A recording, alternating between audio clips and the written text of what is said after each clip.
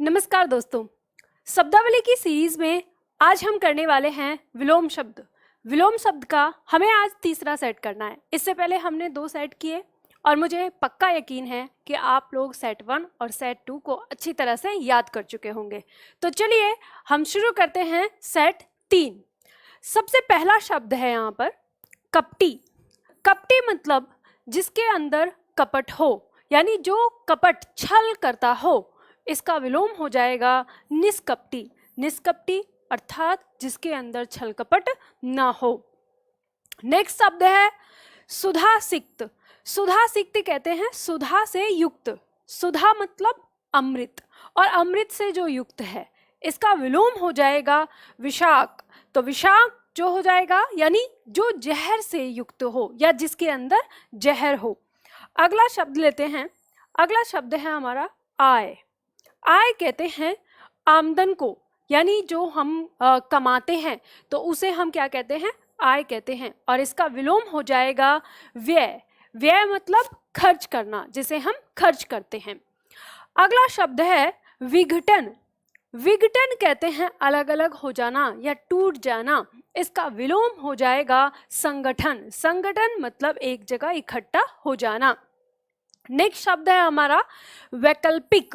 वैकल्पिक कहते हैं जब हमारे पास करने के लिए या हमारी जो चुनने के लिए हमें एक से अधिक ऑप्शन होते हैं तो उस अवस्था को हम कहते हैं वैकल्पिक। ठीक है, इसका विलोम हो जाएगा अनिवार्य। मतलब जो हमें चुनने के लिए कुछ ना हो, वो हमें करना ही करना है, यानी अनिवार्य है, तो इसे कहते हैं अनिवार्य। तो वैकल्पिक का विलोम हो जाएगा अनिवार्य।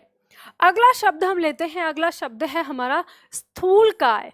स्थूलकाय कहते हैं जो बड़ा, स्थूल का मतलब होता है बड़ा और काय का मतलब होता है शरीर, यानी बड़े शरीर वाला। तो स्थूलकाय कहेंगे जो बड़े शरीर वाला है। इसका विलोम हो जाएगा कृशकाय। तो कृश मतलब कमजोर पतला दुबला और काय मतलब शरीर। तो जो कमजोर दुबला पतला शरीर वाला है तो उसे कृशकाय कहेंगे। तो स्थूलकाय का विलोम हो जाएगा कृशकाय। नेक्स्ट है हमारा शब्द संकीर्णता। संकीर्णता कहते हैं जो कहें कि सिकुड़ा हुआ या छोटा। देखो इसका विलोम होगा उदारता, और उदारता कहते हैं जो दयालु हो। यहाँ हम अगर शब्द को देखें संकीर्णता और उदारता, ये अक्सर हमारे विचारों के लिए लगाए जाते हैं। तो हम कह सकते हैं कि संकीर्णता का मतलब छोटी सोच वाले, यानी जो छोटी सोच जो है। और इसका विलोम हो जाएगा उदारता मतलब बड़प्पन, बड़ी सोच। नेक्स्ट शब्द है हमारा अगला आगत। आगत कहते हैं आया हुआ, जो कहीं से आया हुआ हो, आगत। इसका विलोम हो जाएगा अनागत। अनागत जो आया हुआ ना हो, जो यहीं का हो। नेक्स्ट शब्द है हमारा सापेक्ष। तो सापेक्ष कहते हैं जो किसी का पक्ष लेता हो। ठीक है, यानी किसी एक पक्ष की तरफ हो। जैसे 2 पक्ष हैं तो किसी एक की पक्ष। तो सापेक्ष मतलब जो किसी का पक्ष लेता हो या पक्ष के साथ। इसका विलोम हो जाएगा निरपेक्ष। निरपेक्ष मतलब जो किसी का पक्ष ना लेता हो, यानी उसे किसी से मतलब नहीं आई इस पक्ष से ना ही इस पक्ष से, तो उसे निरपेक्ष कहते हैं। तो सापेक्ष का विलोम हो गया निरपेक्ष। नेक्स्ट हमारा शब्द है प्रशंसा। प्रशंसा कहते हैं किसी की तारीफ करना, गुणगान करना। इसका विलोम हो जाएगा निंदा। निंदा मतलब बुराई, उसकी चुगली करना या उसकी बुराई करना। तो प्रशंसा मतलब प्रशंसा का विलोम हो जाएगा निंदा। नेक्स्ट शब्द हम लेते हैं। नेक्स्ट शब्द है हमारा अनुकूल। अनुकूल कहते हैं जो हमारे अनुसार हो। देखो यहाँ पर आपको ध्यान देना है कि अनुकूल शब्द दिया है तो इसमें अनु मतलब जो अपने लिए हो, जो कूल मतलब किनारा आ जाता है। ऐसे तो कह सकते हैं जो किनारे की ओर, किनारे की ओर मतलब उसके अनुसार जो अनुकूल है। इसका विलोम हो जाएगा प्रतिकूल। प्रति का मतलब विपरीत के लिए आता है, विपरीत जो किनारे से दूर, अगर हम इसका शाब्दिक अर्थ देखें। लेकिन भावार्थ हो जाता है इसका प्रतिकूल मतलब जो विपरीत दिशा की ओर हो या विपरीत हो, और अनुकूल मतलब जो हमारे अनुसार हो। तो अनुकूल का विलोम प्रतिकूल, प्रतिकूल का विलोम अनुकूल हो जाएगा। चलिए नेक्स्ट शब्द लेते हैं। अगला शब्द है हमारे सामने प्राण। प्राण, आप जानते ही हो प्राण मतलब सचेतन या चेतन या चेतना। तो प्राण कहते हैं किसी प्राणी में जो प्राण होता है, इसका विलोम हो जाएगा निष्प्राण। जिसके अंदर प्राण ना हो यानी मृत कह सकते हैं, अचेतन कह सकते हैं, ठीक है। तो प्राण का विलोम हो जाएगा निष्प्राण। अगला शब्द है मुख्य। मुख्य कहते हैं जो प्रमुख, जिसके बारे में हम बात कर रहे हैं प्रमुख, तो वो मुख्य, ठीक है। विशेष कह सकते हैं, इसका विलोम हो जाएगा गौण। गौण का मतलब होता है कम महत्वपूर्ण, यानी जिसका कोई महत्व ना हो। तो यहाँ पर मुख्य का विलोम गौण हो जाएगा और गौण का विलोम मुख्य हो जाएगा। चलिए आगे देखते हैं। अगला शब्द है हमारे सामने समास। देखो समास का अर्थ क्या होगा, जो बड़ी चीज है उनको छोटा करना। समास का अगर हम भाव देखें तो जैसे हम कहते हैं, अगर हम समास की परिभाषा को भी देखें तो हम कहते हैं कि दो या दो से अधिक शब्दों से मिलकर जो शब्द बनता है उस प्रक्रिया को हम क्या कहते हैं, समास कहते हैं। तो यानी हम दो से अधिक शब्दों को क्या करते हैं, छोटा कर रहे हैं। तो हम कह सकते हैं कि समास का मतलब होता है छोटा करना, और इसका विलोम हो जाएगा व्यास। व्यास का मतलब होता है फैला देना, बड़ा कर देना। अगला शब्द है सुशील। सुशील कहते हैं, अब देखो इसका अर्थ आप आराम से निकाल सकते हो। जैसे सील, सील कहते हैं किसको, व्यवहार को, और सु माने अच्छा। तो जिसका व्यवहार अच्छा है, जिसका आचरण अच्छा है, उसी को हम क्या कहते हैं, सुशील कहते हैं। और इसी तरह से इसका विलोम हो जाएगा दुशील यानी दुस्सील। अब ये संधि भी कह सकते हैं आप, इसमें आप इसको उपसर्ग विधि से भी कह सकते हैं, दोनों ही चीजें इसमें मिलती हैं, ठीक है। तो दुष् का मतलब हो गया जो बुरा हो, और सील मतलब आचरण, जो बुरा आचरण है तो उसे क्या कहते हैं, दुष्शील। तो सुशील का विलोम हो जाएगा दुष्शील, आप अच्छी तरह से जानते हैं। चलिए आगे देखते हैं। अगला शब्द है दीर्घ। दीर्घ कहते हैं बड़ा, जो बड़ा हो। इसका विलोम हो जाएगा लघु। लघु मतलब छोटा। तो आपको पता चल गया कि दीर्घ का विलोम लघु और लघु का विलोम दीर्घ, यहां आपको पता चल गया। नेक्स्ट देखते हैं। नेक्स्ट यहाँ पे ये शब्द दिया है हमारा प्रसूति।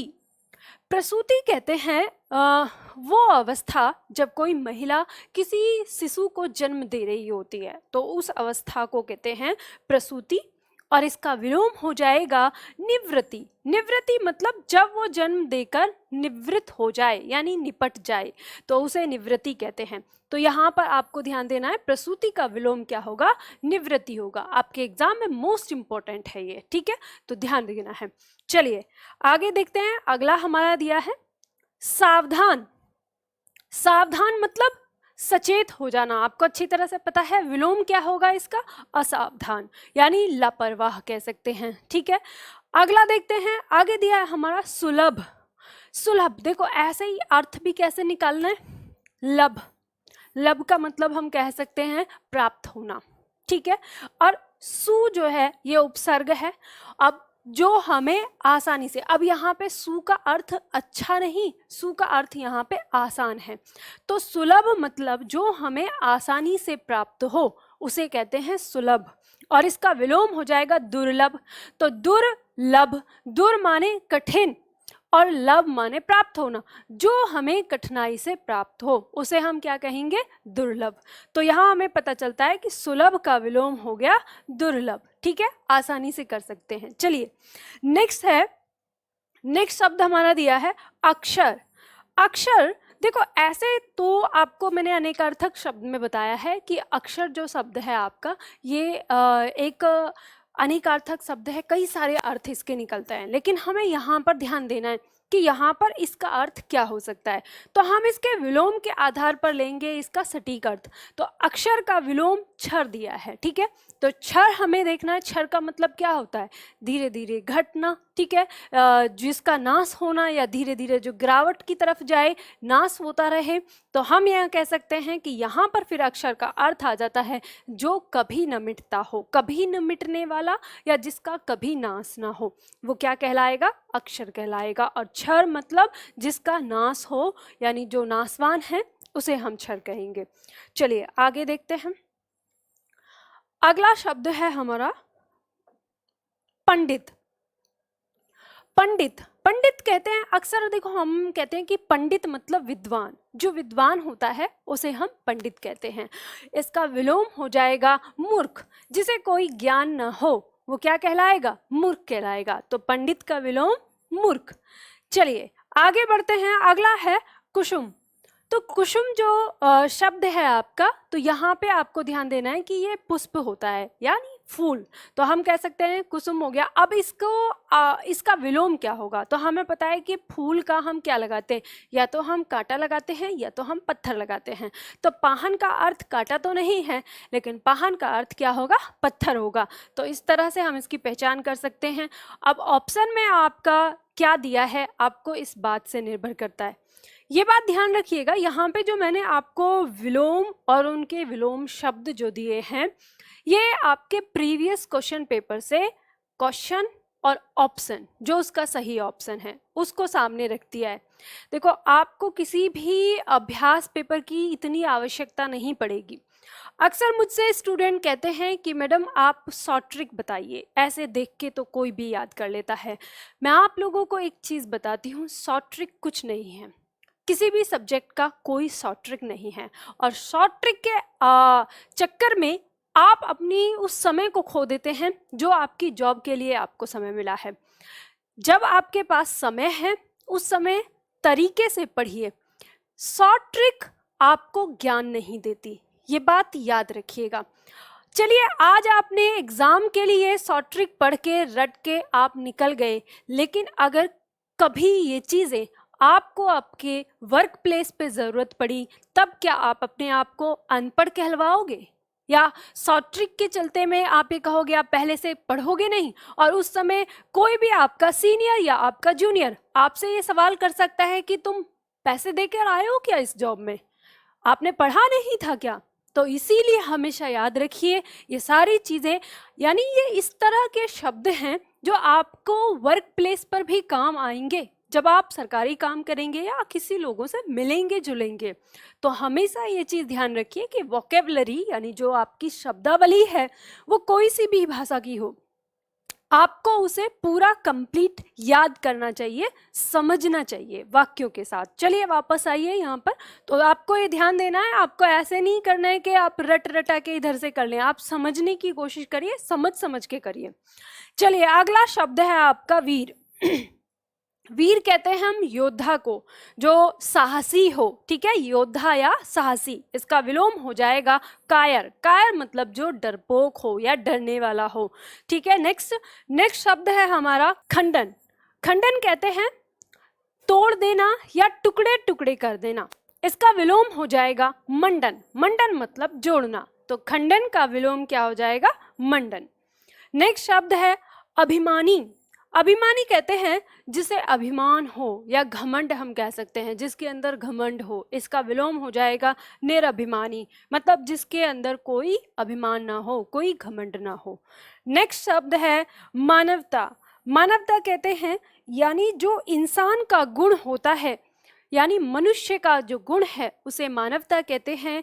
और इसका विलोम हो जाएगा नृशंसता। नृशंस माने होता है पशु यानी पशुता, जो पशु का गुण है उसे नृशंसता कहते हैं, ठीक है। तो इस तरह से यहाँ आपने इन विलोम शब्दों को याद किया। तो ये जितने भी हमने विलोम शब्द यहाँ पर देखे, इन सारे विलोम शब्द को अच्छी तरह से याद करने की कोशिश करिए। आपके एग्ज़ाम में यहाँ से बहुत सारे क्वेश्चंस मिलेंगे आपको, और जब आपको ये क्वेश्चन मिलेंगे ना, तो उस समय आपको याद आएगी मेरी कि मैडम ने हमें बताया था ये एग्ज़ाम में ज्यों का त्यों पूछा गया है। तो चलिए आज की क्लास हम इतनी ही करेंगे, यानी आज का हमारा होमवर्क इतना ही है। सेट 3 हो गया है, इससे पहले हमने सेट 1, सेट 2, सेट तीसरा आज किया है। इसके आगे और भी सेट लेके आएंगे। आज के लिए इतना ही। इस वीडियो को पूरा देखने के लिए आप सभी लोगों का बहुत बहुत धन्यवाद।